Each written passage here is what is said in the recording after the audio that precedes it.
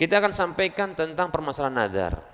Ya, ini pernah saya sampaikan kalau nggak salah di sini, tapi tak mengapa sih kita ulangi supaya makin paham lah ya. Nadar. Oh, kita pernah sampaikan nadar itu waktu bahasa apa ini? Kasbus syubhat ya. Ya, Masya Allah. Ingat antum ya. Baik. Nadar adalah mewajibkan diri untuk melakukan sesuatu yang asalnya tidak wajib bagi dirinya. Itu dia. Nadar. Maka para ulama mereka membagi nadar menjadi dua dari sisi hukumnya. Pertama adalah hukum memulai nadar. Yang kedua adalah hukum setelah bernadar. Saya ulangi. Para ulama membagi nadar itu, hukum nadar, maksudnya membagi nadar menjadi dua berdasarkan hukumnya atau dari sisi hukumnya. Pertama hukum memulai nadar, yang kedua hukum setelah bernadar. Hukum memulai nadar. Para ulama mereka berbeda pendapat tentang hukum memulai nadar. Menjadi dua kalau nggak salah yang saya dapatkan dua. Yang pertama adalah hukumnya makruh, dibenci. Yang kedua adalah haram. Kenapa? Yang pertama adalah alasannya, kenapa kok ini dibenci atau diharam? Karena hukum asalnya nadar itu dilarang, gitu, paham ya? Dilarang. Mana dalil-dalil yang menunjukkan tentang larangannya atau tentang celaannya? Berikut ini dia.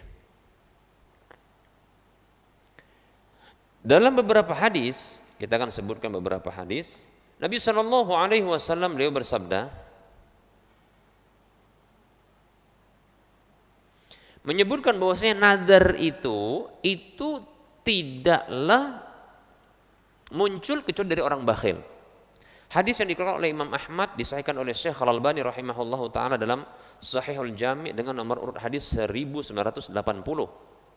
Dari sahabat Abdullah bin Umar radhiyallahu anhu, Rasulullah mengatakan sallallahu alaihi wasallam, "Innan nadra la yuqaddimu syai'an wa la yuakhiru wa inna ma yustakhraju minal bakhili." Sesungguhnya nadar itu tidaklah bisa mempercepat sesuatu dan tidak bisa juga menunda sesuatu. Sesungguhnya dia itu dimunculkan, hanyalah muncul dari orang bakhil. Bakhil kira-kira boleh atau tidak? Gak boleh, dilarang bakhil. Pertanyaannya, kenapa kok nadar itu dikatakan orang bakhil? Maksudnya adalah ini nadar yang sifatnya adalah nadar yang bersyarat, nadar mu'allaq namanya, pakai syarat dia. Kalau tidak, begini, ya, kalaulah kayak tadi, atau begini, kalau saya diterima lamaran saya, maka saya akan puasa sekian hari, atau akan memberi makan sekian orang miskin, anak yatim, atau saya akan berinfak sekian, begitu. Ini orang bakhil. Kenapa bakhil? Karena dia tidak akan mau melakukan kebaikan yang sesungguhnya kembalinya kebaikan itu untuk dirinya, melainkan dia itu dikasih iming-iming terlebih dahulu. Paham ya? Dipenuhi dulu keinginannya, baru dia mau beramal. Itu bakhil. Padahal kebaikannya untuk dia itu, paham ya? Kalau dia beramal, contohnya ngasih makan 10 orang miskin, puasa 3 hari, berinfak sekian, itu pahalanya sama Allah. Maksudnya apa Allah diberi manfaat karena itu? Enggak, itu manfaat kembali kepada dia. Itu bakhil orang ini. Paham ya? Bakhil. Kemudian yang kedua adalah orang ini membebani dirinya sendiri di luar sesuatu yang tidak wajib bagi dirinya. Paham ya? Ini takalluf namanya. Ini yang membuat dia itu dilarang. Paham ya?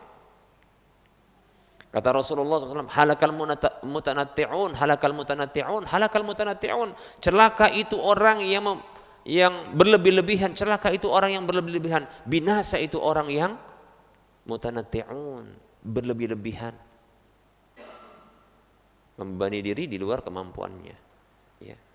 Paham itu? Yang ketiga adalah dia ini nuduh Allah Subhanahu wa taala bakhil.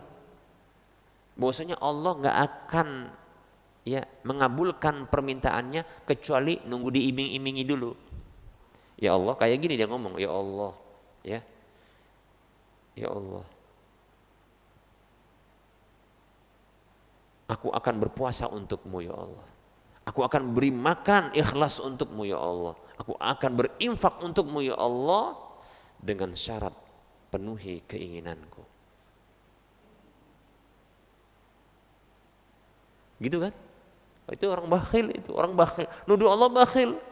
Iya, kayaknya Allah itu nggak akan ngasih permintaan dia kecuali kalau enggak Allah tuh diiming-iming dulu. Ya Allah, ya, kau kasih penuhi dulu keinginanku, nanti aku akan kasih engkau dengan amal-amal soleh, gitu ya.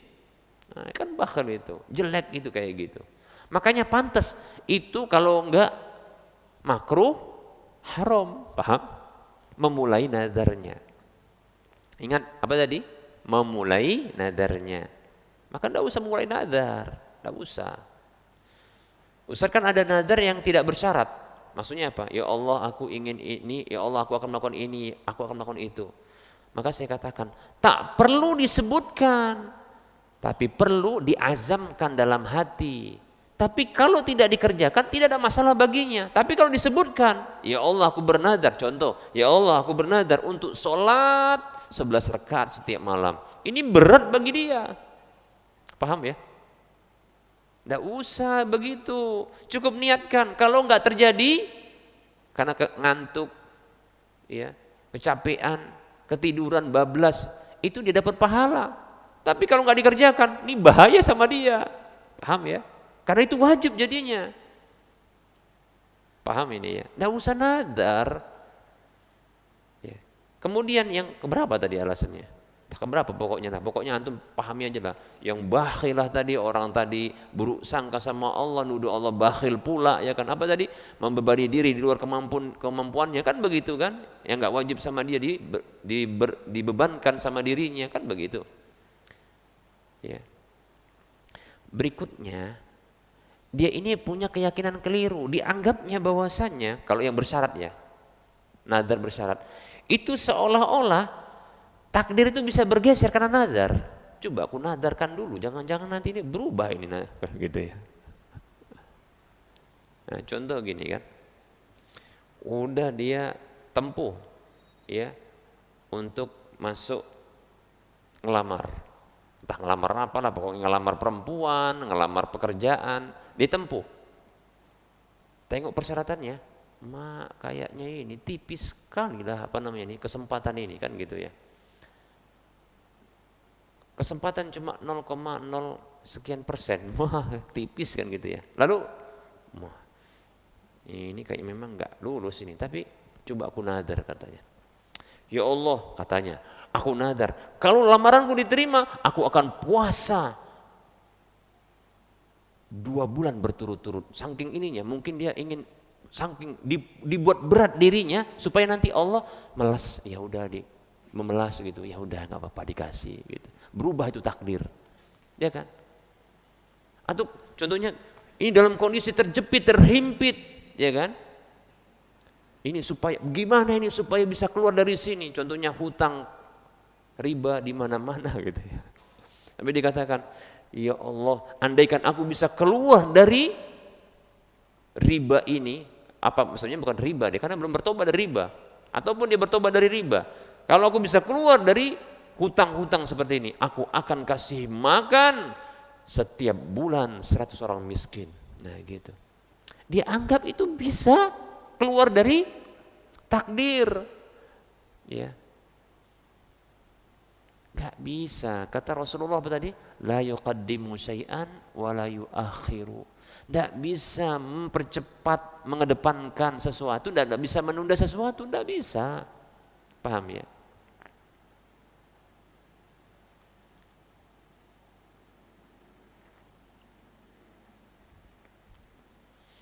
Dalam hadis yang lain, hadis riwayat Muslim dan Ibnu Majah, Rasulullah sallallahu alaihi wasallam bersabda, "Innan nadra la yuqarribu min ibni Adam syai'an lam yakun Allah taala qaddarahu lahu." Sesungguhnya nadar itu tidaklah bisa mendekatkan kepada anak Adam itu sesuatu yang Allah tidak tetapkan untuk dia, nggak bisa. Ya. Walakin an-nadra yuwafiqul qadra. Akan tetapi nadar itu bisa bersesuaian dengan takdir. Ya. Fayakhruju dzalika minal bakhil.